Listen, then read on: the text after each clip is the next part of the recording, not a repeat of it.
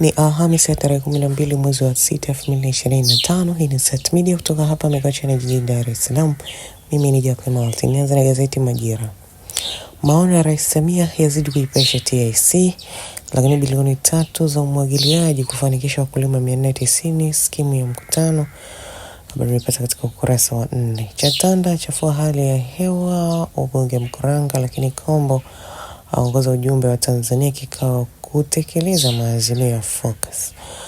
Habari zote zinazipata katika gazeti hili la Majira katika ukurasa wa 4. Katika gazeti ya Habari Leo, uwekezaji wa okoa bilioni 500 bandari Dar, mapato yafikia trilioni 1.5, gharama za usafirishaji zapungua. Habari inapata katika ukurasa wa 4. Lakini macho masikio kwa Mwigulu bungeni leo, ukurasa wa 3. Habari nyingine hapa inasema mwanafunzi Tabora Girls ajifungua chooni, RC awaka. Habari imepata katika ukurasa wa 18. Katika gazeti Uhuru, matumaini kibao bajeti 2025-26. Habari imepata katika ukurasa wa 2. Lakini TMA yatoa tahadhari wanaosafiri majini.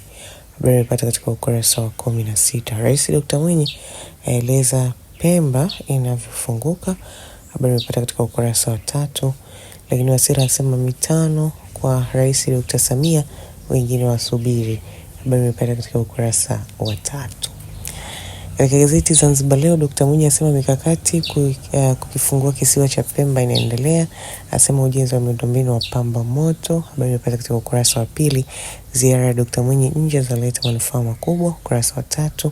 Lakini Hemedi ahimiza umoja mshikamano ndani ya CCM. Habari imepata katika ukurasa wa 2. Wizara ya Habari kuja na mabadiliko ya teknolojia, ukurasa wa 7.